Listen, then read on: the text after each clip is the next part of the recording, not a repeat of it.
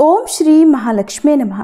प्रिय श्रोताओं, आज सुनिए महालक्ष्मी व्रत की संपूर्ण कथा। भादो शुक्ल पक्ष की अष्टमी तिथि से लेकर आश्विन कृष्ण अष्टमी तिथि तक 16 दिनों तक महालक्ष्मी जी की पूजा की जाती है। इन 16 दिनों में माता लक्ष्मी जी का विशेष पूजन अर्चन करके व्रत की कथा पढ़ी और सुनी जाती है। इस दिन माँ लक्ष्मी जी की विधि विधान से पूजा करके 16 दीप जलाकर 16 बोल की 16 बार कहानी कहने के बाद व्रत की पौराणिक कथा का श्रवण किया जाता है। प्रिय भक्तजनों, आज की इस वीडियो में आप 16 दिनों की महालक्ष्मी व्रत कथा का श्रवण करेंगे और उससे पहले 16 बोल की कहानी सुनेंगे। 16 बोल की कहानी को 16 बार कहने के बाद ही व्रत की पौराणिक कथा को पढ़ना या सुनना चाहिए।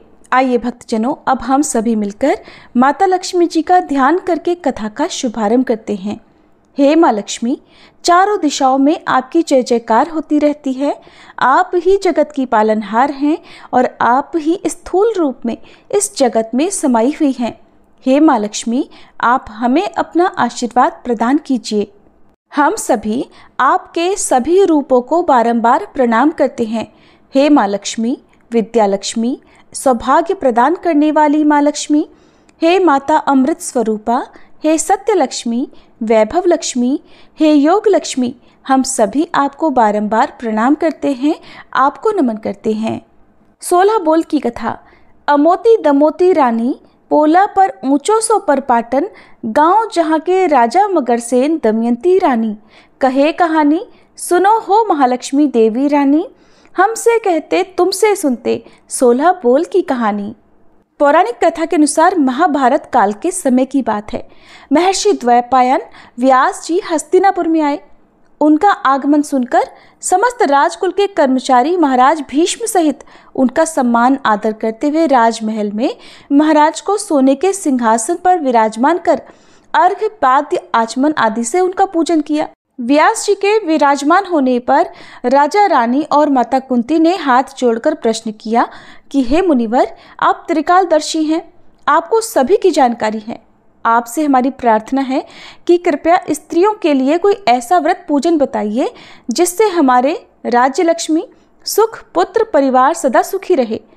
ऐसा सुनकर व्यास जी ने कहा कि हम ऐसे व्रत का वर्णन करने जा रहे हैं जिससे सदा लक्ष्मी जी स्थिर होकर आपको सुख प्रदान करेंगी। ये श्री महालक्ष्मी जी का व्रत है जिसे 16 दिनों तक किया जाता है और जिसका पूजन प्रतिवर्ष आश्विन कृष्ण पक्ष की अष्टमी तिथि को किया जाता है। तब महारानी गांधारी ने पूछा, हे महात्मन, ये व्रत कैसे प्रारंभ किया जाता है? इसका विधान क्या है? कृपया हमें विस्तार से बताने की कृपा करें।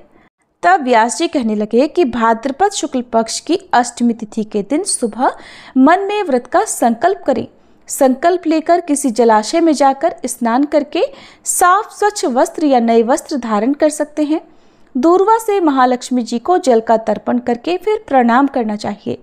फिर घर आकर शुद्ध 16 धागों वाले धागे का एक धागा बनाकर हर दिन एक गांठ लगानी चाहिए।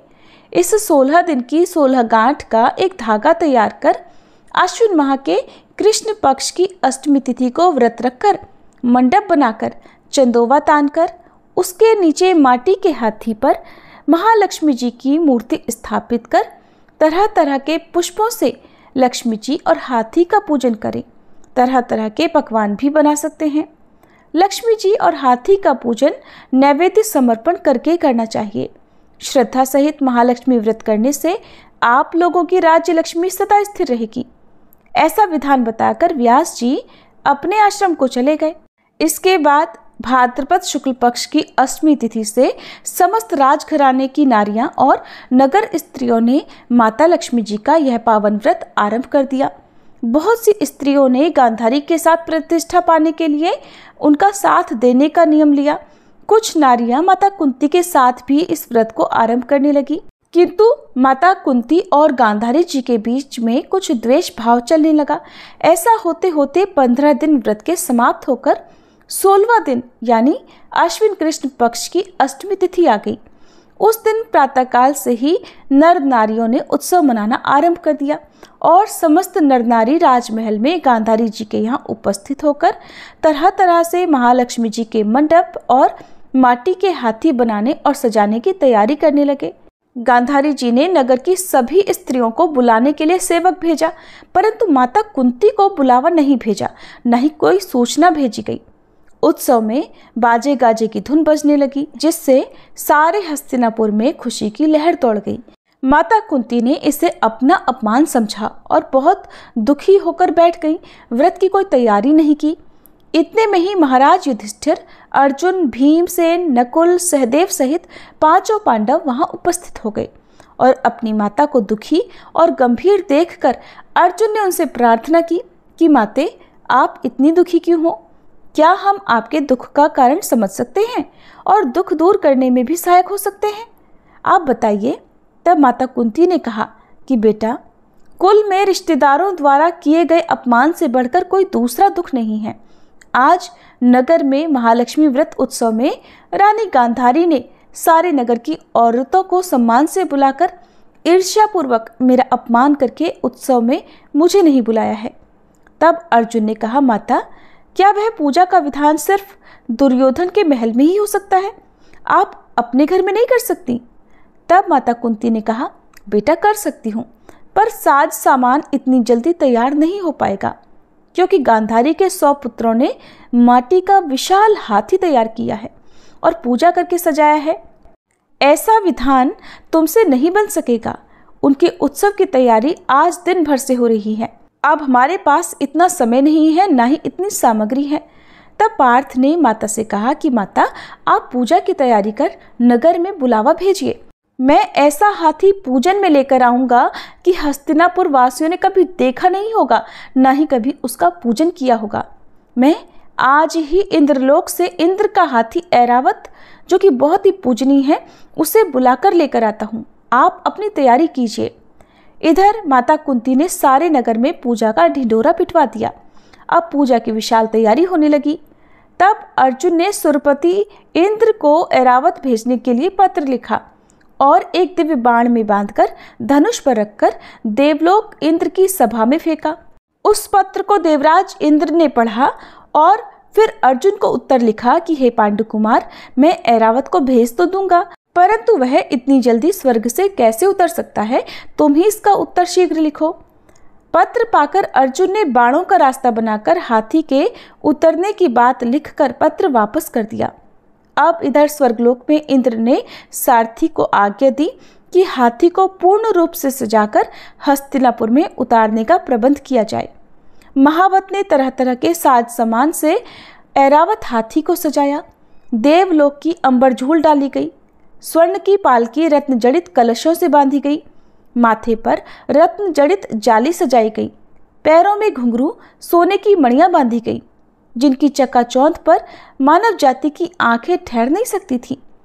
इधर सारे नगर में धूम हुई कि माता कुंती के घर सजीव इंद्र का ऐरावत बाणों के रास्ते स्वर्ग से उतरकर पूजा जाएगा।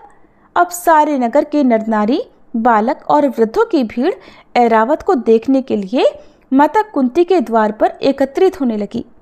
गांधारी के राजमहल में भी इस बात की चर्चा फैल गई।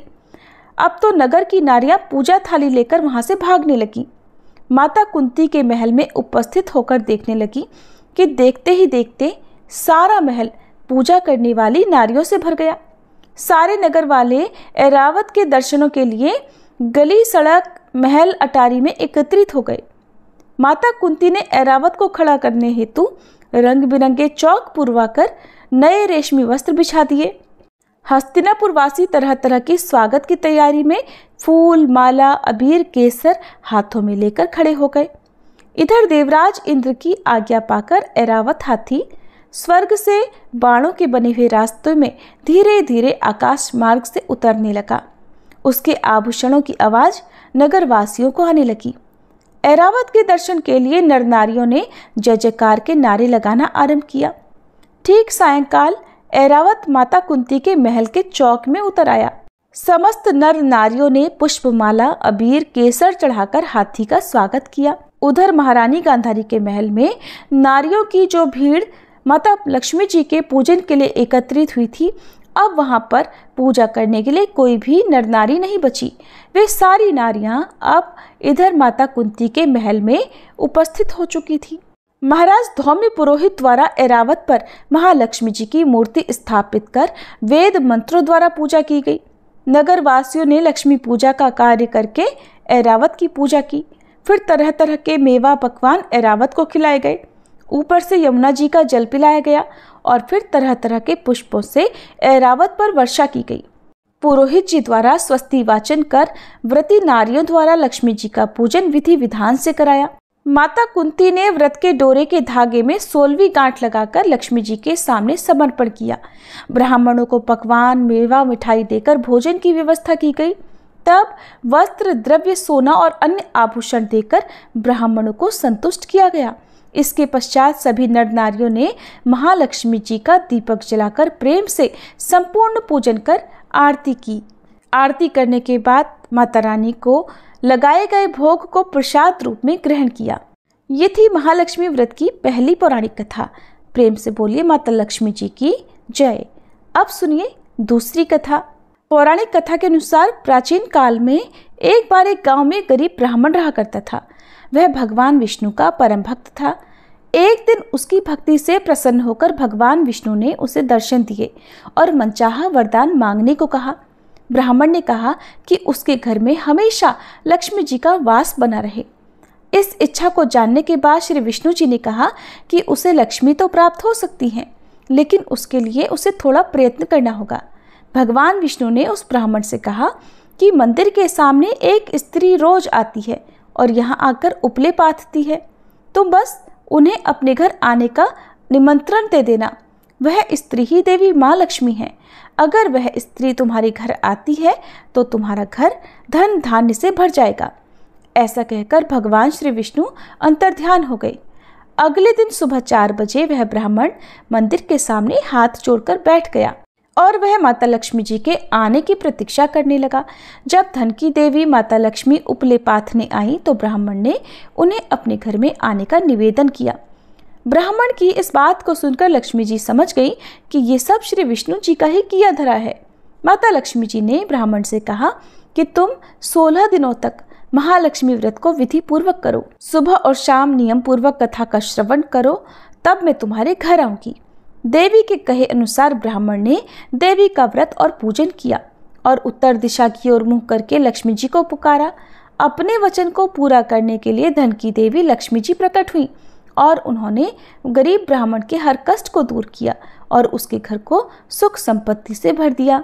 हे माँ लक्ष्मी, जैसे आपने उस ब्राह्मण पर कृपा की, वैसे ही इस कथा को कहने, सुनने और हुंकारा भरने वाले सभी भक्तों पर करना। अब सुनिए महालक्ष्मी व्रत की तीसरी कथा। पौराणिक कथा के अनुसार एक बार भगवान श्री विष्णु मृत्युलोक यानी भूलोक में विचरण करने के लिए निकल पड़े। माता लक्ष्मी जी ने भी उनसे निवेदन किया कि वह भी उनके साथ आना चाहती हैं। तब भगवान विष्णु उनके स्वभाव से परिचित थे, इसलिए उन्हें पहले ही आगाह कर दिया कि देवी, मैं आपको एक ही शर्त पर अपने साथ लेकर चल सकता हूँ। ये बात सुनकर माता लक्ष्मी जी मन ही मन बड़ी प्रसन्न हुई कि चलिए सशर्त ही सही, भगवान साथ ले जाने के लिए माने तो सही। तब माता लक्ष्मी जी तुरंत बोली कि प्रभु, मुझे आपकी सारी शर्तें स्वीकार हैं। भगवान श्री विष्णु कहने लगे कि देवी, फिर जैसा मैं कहूँ वैसे ही आपको करना होगा। लक्ष्मी जी बोली, ठीक है प्रभु, आप जैसा कहेंगे मैं वैसा ही करूँगी। अब भगवान विष्णु माता लक्ष्मी जी के साथ भूलोक पर आकर विचरण करने लगे।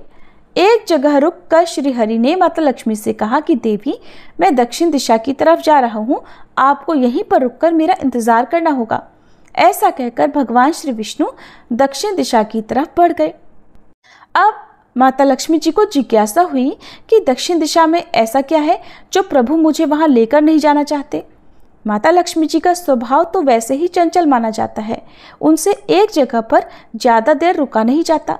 ऐसा ही हुआ, माता लक्ष्मी जी से उस स्थान पर ज्यादा देर रुका नहीं गया और फिर वे भगवान विष्णु की तरफ ही बढ़ने लगी। आगे जाकर माता लक्ष्मी को सरसों का खेत दिखाई दिया।